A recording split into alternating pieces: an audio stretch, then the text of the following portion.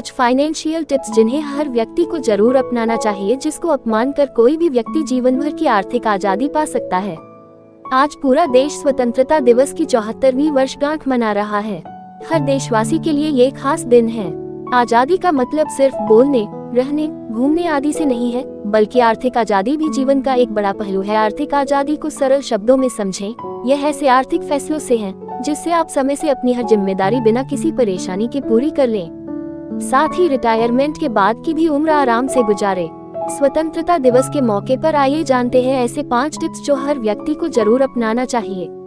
बचत और निवेश जरूर करें। प्रत्येक व्यक्ति को बचत और निवेश की अनिवार्यता को जरूर समझना चाहिए। कहने का मतलब ये कि जितना जरूरी कमाना है उतना ही जरूरी बचाना और फिर उसे निवेश करना है। व्यवहारिक रूप से कहा जाए तो प्रत्येक व्यक्ति को अपनी इनकम यानी आमदनी का 10% जरूर बचत यानी सेविंग करनी चाहिए। इसके बाद इस बचत को निवेश यानी इन्वेस्ट करना चाहिए।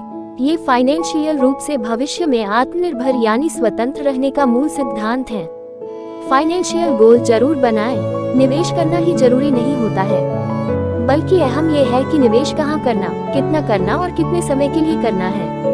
इसका सीधा मतलब यह है कि प्रत्येक निवेशक को अपना वित्तीय लक्ष्य यानी फाइनेंशियल गोल जरूर निर्धारित करना चाहिए। यानी वह मकान, कार, बच्चे की पढ़ाई, बच्चों की शादी आदि किन जरूरतों के लिए बचत और निवेश कर रहा है। जब आप वित्तीय लक्ष्य तय कर लेते हैं तो निवेश के बारे में फैसला करना आसान रहता है।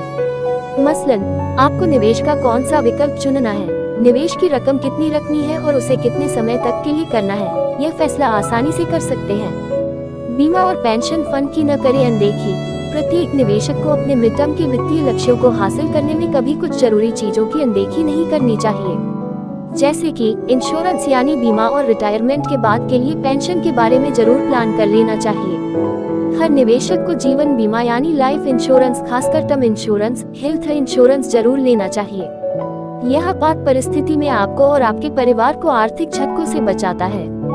दूसरा अहम पहलू है कि अधिकांश निवेशक रिटायरमेंट के बाद के जीवन को लेकर अधिक गंभीर नहीं दिखाई पड़ते हैं, जबकि यह जरूरी है कि नौकरी के शुरुआती दिनों से पेंशन फंड के बारे में जरूर प्लान कर लेना चाहिए। यह इसलिए अनिवार्य है कि जब आप नौकरी से रिटायर हो जाएं तो किसी दूसरे पर आश्रित न रहें, सम्मान के साथ अपना जीवन सुखद रूप से गुजार सकें। इमरजेंसी कैश जरूर रखें। आमदनी, बचत और निवेश की स्ट्रेटजी के बीच एक अहम पहलू इमरजेंसी कैश का भी है।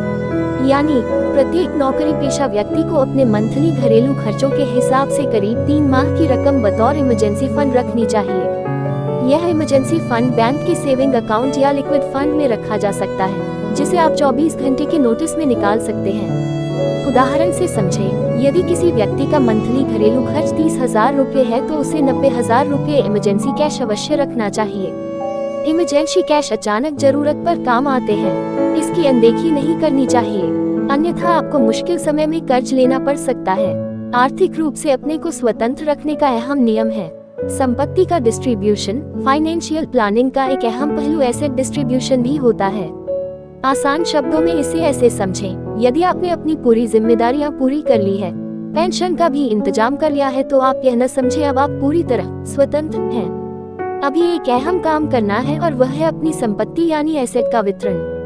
आप अपने जीवन में ही अपनी संपत्तियों जैसे कि मकान, दुकान, शेयर, बैंक बैलेंस, गोल्ड वगैरह वगैरह का डिस्ट्रीब्यूशन अपने आश्रितों या उत्तराधिकारियों में जरूर कर लें। इसे वसीयतनामा यानी विल के जरिए आप आसानी से कर सकते हैं। इसका फायदा यह है कि आपके जीवन काल में या आपके जाने के बाद परिवार में किसी भी तरह का विवाद नहीं होगा। तब जाकर आप सही मायने आर्थिक स्वतंत्रता के अपने उद्देश्यों को पूरा कर पाएंगे।